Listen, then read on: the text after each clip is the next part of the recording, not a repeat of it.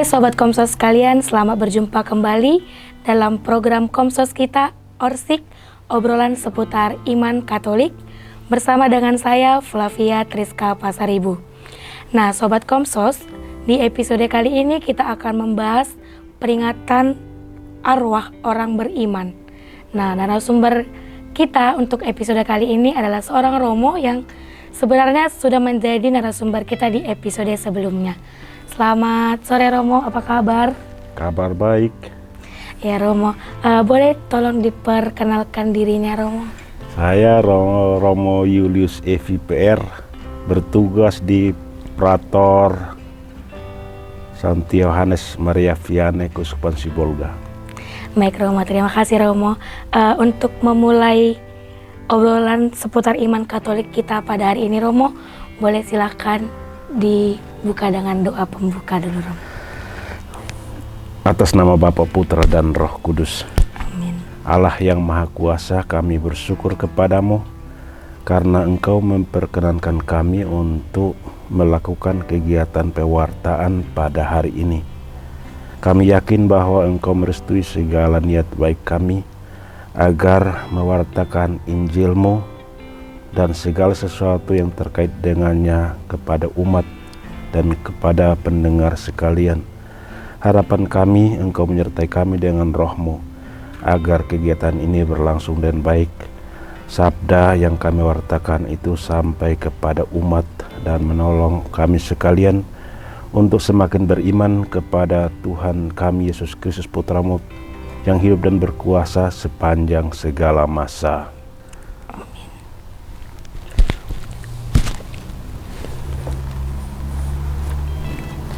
Silakan Romo.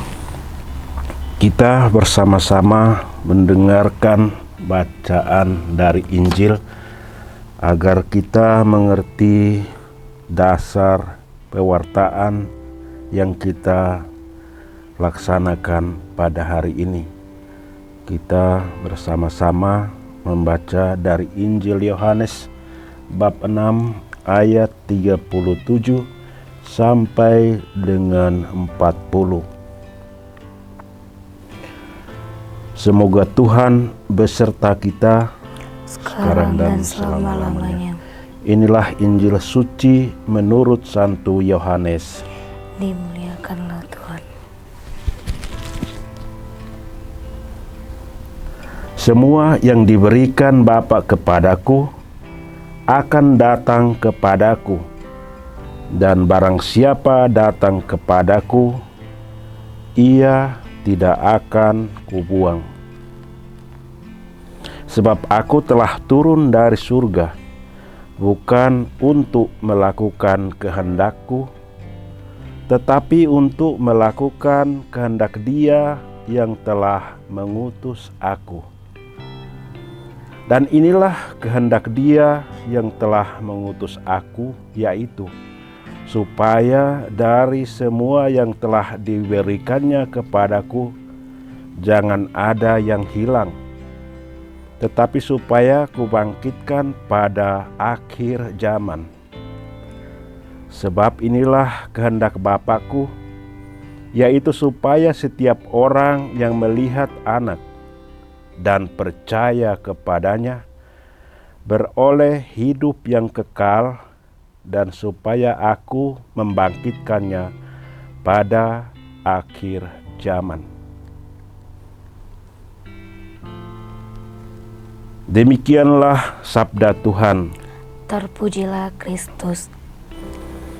Saudara-saudari terkasih, apa yang dikehendaki Tuhan? Kehendak Tuhan sebagaimana tertulis di dalam Injil adalah supaya semua hidup. Kita tentu tahu bahwa Allah menginginkan ciptaannya datang kepadanya. Ada dua syarat yang hendak kita bicarakan.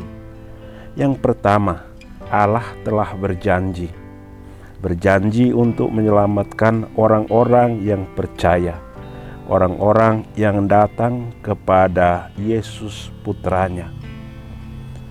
Orang-orang itu adalah kawanan yang sangat beriman, tetapi sekaligus rapuh.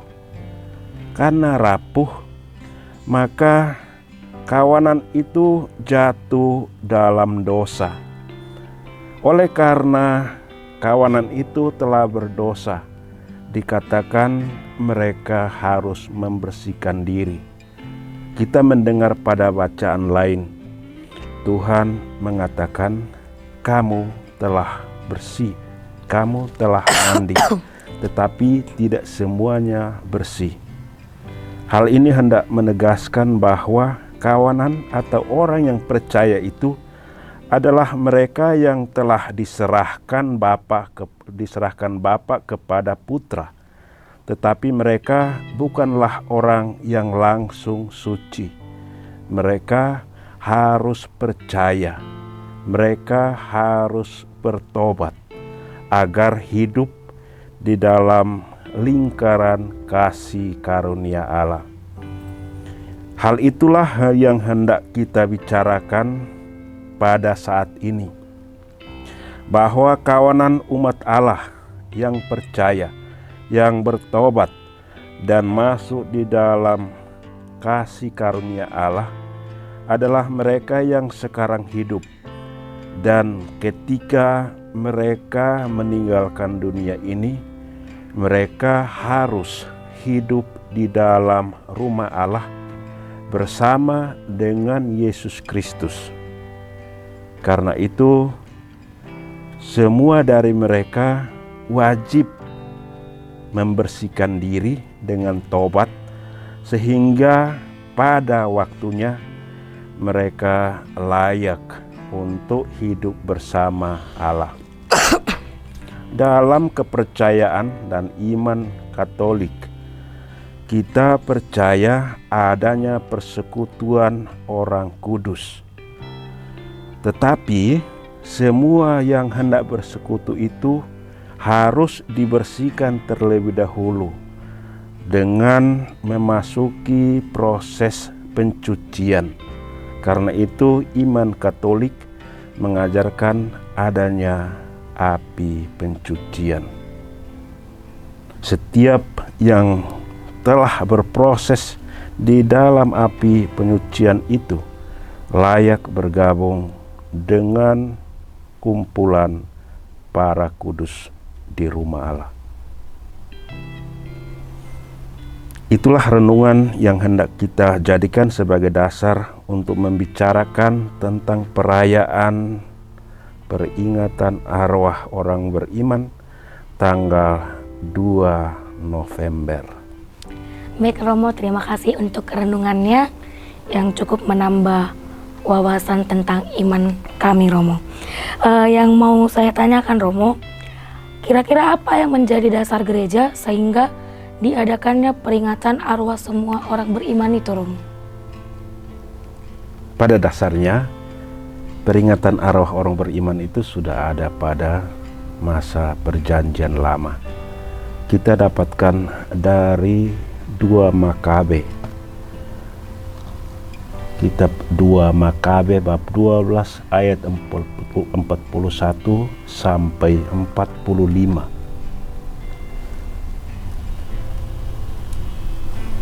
Di sana dikatakan orang-orang Yahudi dalam masa peperangan gugurlah sebagian besar. Orang-orang itu hendak dihormati oleh Yudas, pemimpin peperangan itu, dan ia mendapati mereka sebagai orang-orang yang akan tidak layak masuk segera ke dalam Yerusalem surgawi karena iman mereka yang keliru. Mereka berdosa, mereka percaya kepada Allah-Allah lain, maka Allah mengambil mereka dengan cara seperti mati dalam peperangan. Tetapi alangkah sialnya kalau orang hidup tidak membantu kawanan mereka yang mati sebagai pahlawan. Maka pemimpin mereka mengumpulkan umat, lalu mengumpulkan apapun yang mereka butuhkan. Mereka membawa ke bait suci dan mendoakan arwah mereka yang meninggal itu supaya layak masuk surga. Itu yang pertama. Yang kedua, Santo Paulus juga mendoakan seorang sahabatnya yang meninggal, namanya Onesiforus. Dia adalah orang yang setia, menjadi sahabat, menjadi pengikut Kristus. Maka ketika dia meninggal, Santo Paulus mendoakannya. Selain itu, para bapak gereja pun memiliki cara yang sama, dan itu dibuat oleh Santo Agustinus. Kemudian ia menuliskannya di dalam buku yang berjudul Iman, Pengharapan, dan Hidup di Kota Allah.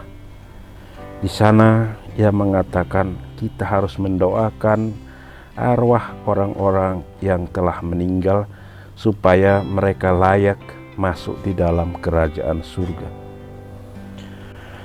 Pada abad kelima, perayaan untuk menghormati orang-orang yang telah meninggal itu sudah dilakukan, dan kita temukan sumbernya pada dinding tempat-tempat persembunyian mereka. Di situ tertulis peristiwa-peristiwa yang mereka lakukan untuk menolong orang-orang yang telah meninggal di katakombe. Selain itu, beberapa orang berusaha untuk menetapkan tradisi itu di dalam perayaan-perayaan liturgi. Dan pada abad 9 dan abad 10 hal itu ditetapkan menjadi perayaan. Lalu mengapa harus bulan November? Karena berdasarkan tahun liturgi, November itu adalah akhir dari tahun liturgi, dan kemudian kita akan masuk atau beralih pada tahun liturgi berikutnya, menandakan bahwa sebelum kelahiran Yesus, umat-umat yang percaya kepadanya harus juga merayakan kelahiran baru. Kira-kira itu pendasarannya. Itu ya Romo.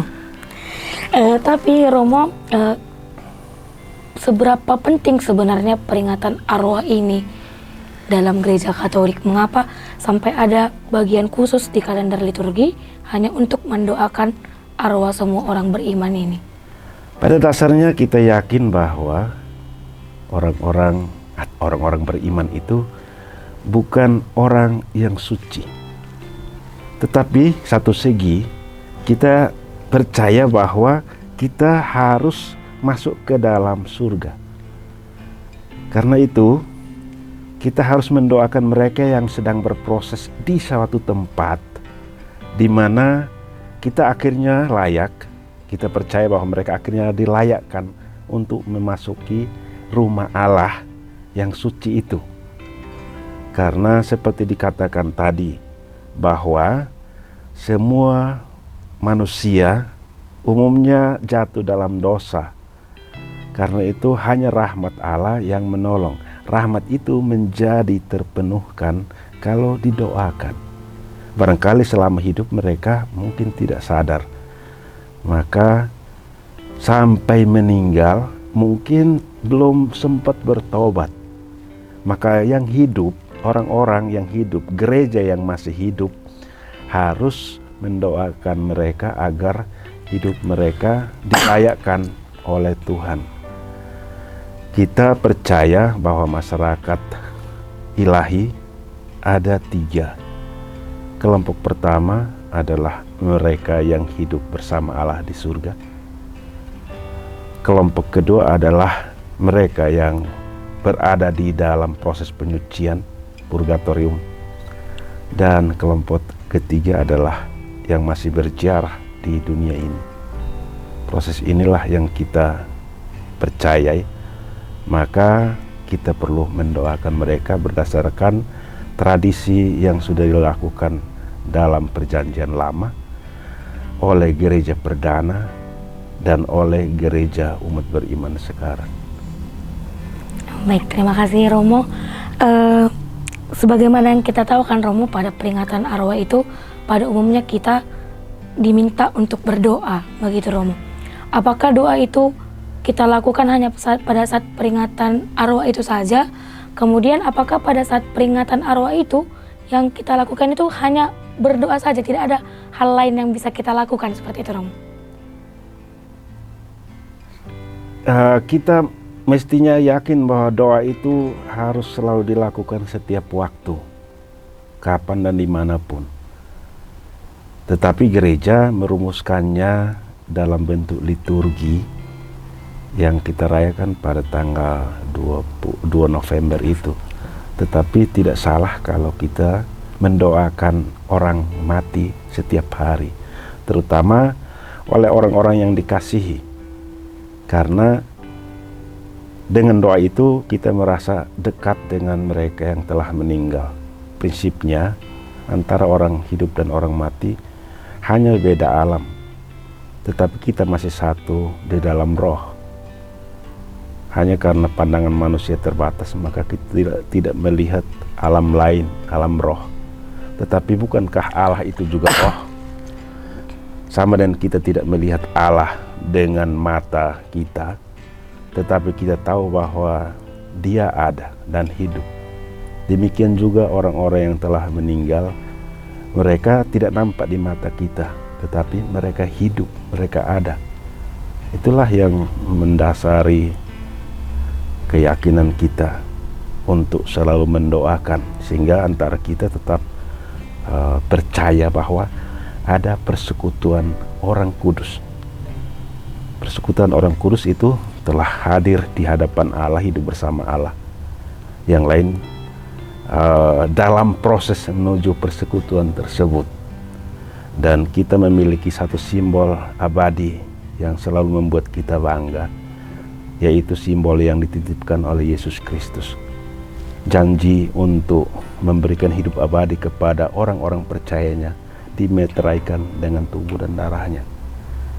Sampai hari ini kita masih terus merayakan Ekaristia Kudus untuk membuat selalu megah perayaan meterai itu, meterai hidup sekarang dan hidup yang akan datang.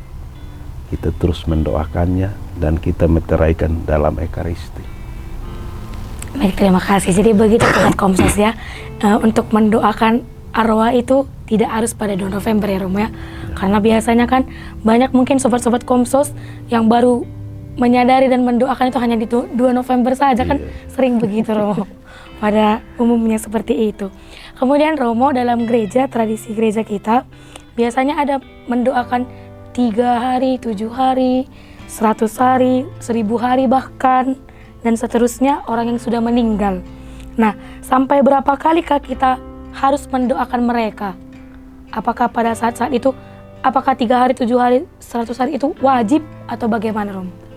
Sebenarnya dalam kepercayaan Kristen itu kita berdoa pada saat keluarga atau orang beriman meninggal.